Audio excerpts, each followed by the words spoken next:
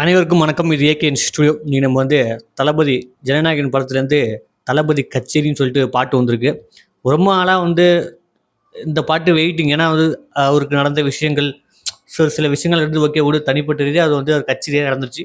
இப்போ சினிமா வாழ்க்கையில் அவரோட லாஸ்ட் படம் இது. சினிமாவிலேருந்து அவர் வெளியாக போகிறாரு, முழுக்க முழுக்க ஒரு அரசியல் போக போகிறாரு. அப்படிங்கிறப்ப அவர் லாஸ்ட் டான்ஸு, அவர் லாஸ்ட்டு ஃப்ரேமு, என்ன சொல்கிறது, அவங்களோட ரசிகர்களுக்கு ஒரு எதிர்பார்ப்பு, அவங்களோட ரசிகர்களுக்கு இது ஒரு ஏமாற்றம் தான். இருந்தாலும் அவரை செலிப்ரேட் பண்ணி வழி அனுப்புறது நம்மளோட கடமை.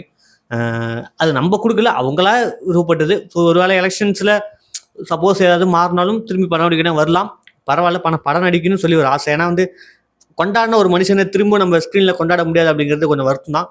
இருந்தாலும் பரவாயில்ல. ஜனநாயகன் பாட்டு வந்திருக்கு, தளபதி கச்சேரின்னு சொல்லிட்டு நம்ம வினோத் சார் இயக்கத்தில் அனிருத் மியூசிக். இந்த பாட்டை எழுதுனது யாருன்னா நம்ம அறிவு தான். பாடினவர் நம்ம அனிருத், அப்புறம் தளபதி ஒரு 2-3 வாய்ஸ் பாடுறான்னு நினைக்கிறேன். ஏன்னா பேரும் போட்டிருக்கு. ஏன்னா போட்டால் எல்லாம் 3 பேர் ஒன்றா போடுறப்ப 3 பேர் பாடுற மாதிரி தான் இருக்கும். ஏன்னா அங்கங்கே சின்ன சின்ன விட்டு பாடுறப்பாங்க.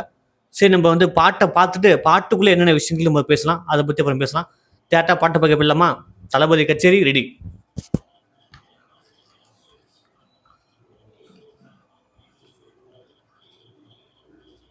Ready, start. 1 2 3. பயங்கர கலர்ஃபுல்லா இருக்கு.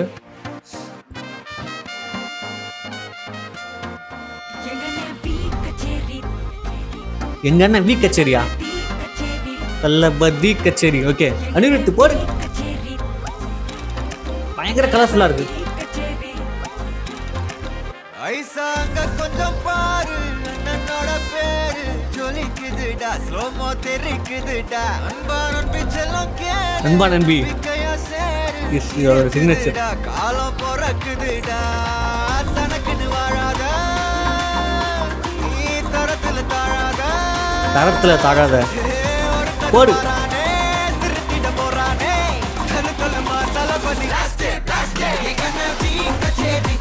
தளபதி கச்சேரி பயங்கரமா இருக்கிறாங்க. தனியார் தேட்டர் ஒயிட் ஷர்ட் போட்டு எனர்ஜி குறையலப்பா. தளபதி அது பாட்டு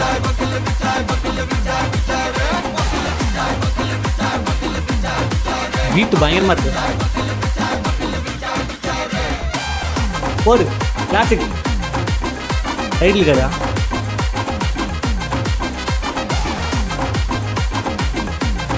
போடு, பயங்கரமா இருக்கு எடிட்டிங். ஜனநாயகன்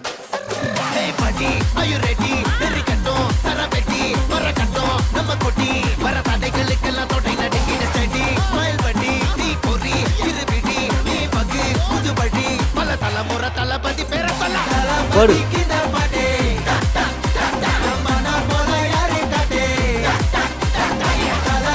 பூஜா ஹெக்டேவா?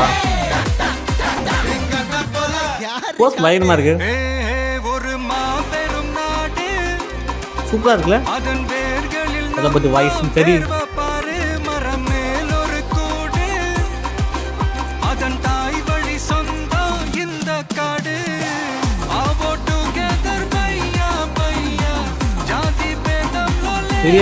பெட்டர்.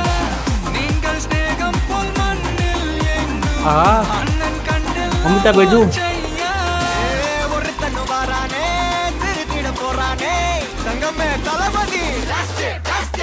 தங்கமே தளபதி போடு. பூஜா கிட்டே எல்லாம் ஆடுறாங்கப்பா.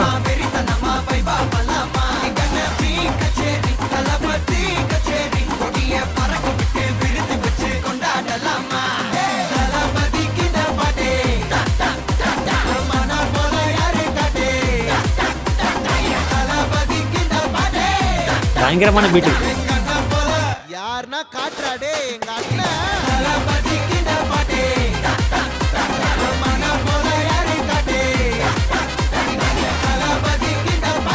எங்க அண்ணன். அண்ணா என்னடா ஒன் லாஸ்ட் டான்ஸ். ஓகேடா போடே. உண்மையிலே லாஸ்ட் டான்ஸ் தானா? என்ன நடக்குதுன்னு தெரியலையே. உண்மையிலே வரமாட்டாரா தளபதி?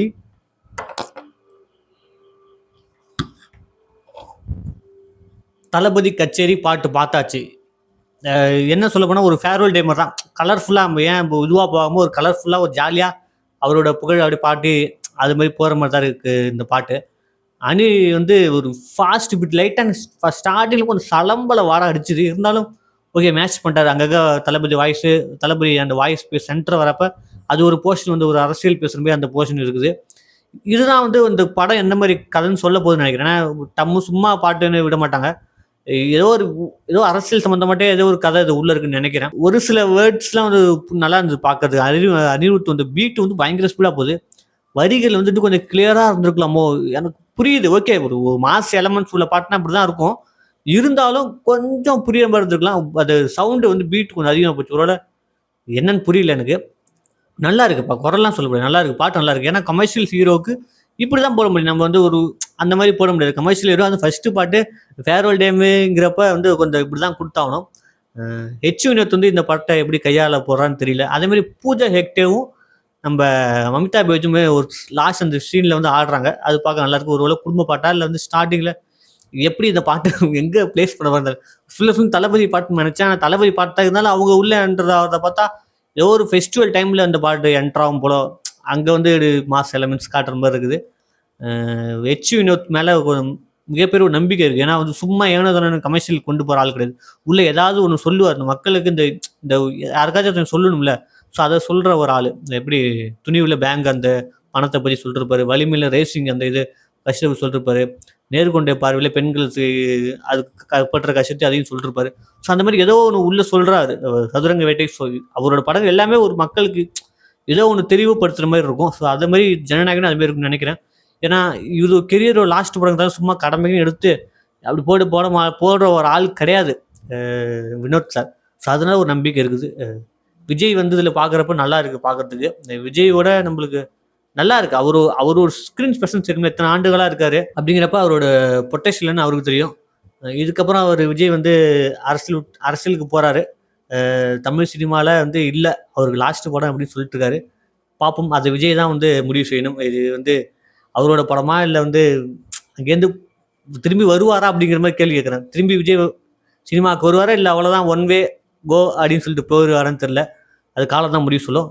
என்ன இருந்தாலும் விஜயோட ஃபேன்ஸுக்கு வந்து இது வந்து ஒரு ட்ரீட் மாதிரி தான். ரொம்ப நாள் கழிச்சு ஏன்னா ஒரு பேர் இடர்லேருந்து அவங்க மீண்டு வந்திருக்காங்க. ஸோ இது ஒரு அவங்களுக்கு ஒரு புத்துணர்ச்சி கொடுக்கும், இன்னும் கொஞ்சம் ஊக்கத்தை கொடுக்கும்.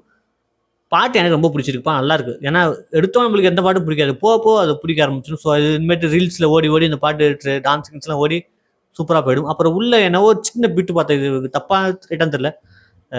அம்பேத்கர் பெரியார் கார்ல் மார்க்ஸ் காட்டிருந்தாங்க. அரசியல் பேசக்கூடிய படம் தான். ஆனால் கார்ல் மார்க்ஸ் ஏன் எப்படி உள்ள வந்தது தெரியல. ஏன்னா அவரோட அரசியல் வாழ்க்கையில கார்ல் மார்க்ஸ் வந்து கொண்டு வரல. வேற தெரியும் உங்களுக்கு யாரா இருக்கான்னு. ஸோ இது என்னோட சின்ன ஒரு கேள்விதான்.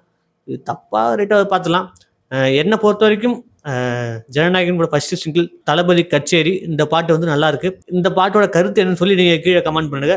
இந்த வீடியோ உங்களுக்கு பிடிச்சிருந்தா லைக் பண்ணுங்க, ஷேர் பண்ணுங்க, கமெண்ட் பண்ணுங்க. நன்றி, வணக்கம். தளபதியோட அடுத்த படத்தை நம்ம பார்க்கலாம். விஜய் சார் வந்து இனிமேட்டு என்ன பண்ண போறாரு, அடுத்தடுத்த படங்கள், அடுத்தடுத்த பாட்டுகள் நம்ம பற்றி பேசலாம். நன்றி, வணக்கம். இது நம்ம ஏகேஎன் ஸ்டுடியோ. தேங்க்யூ.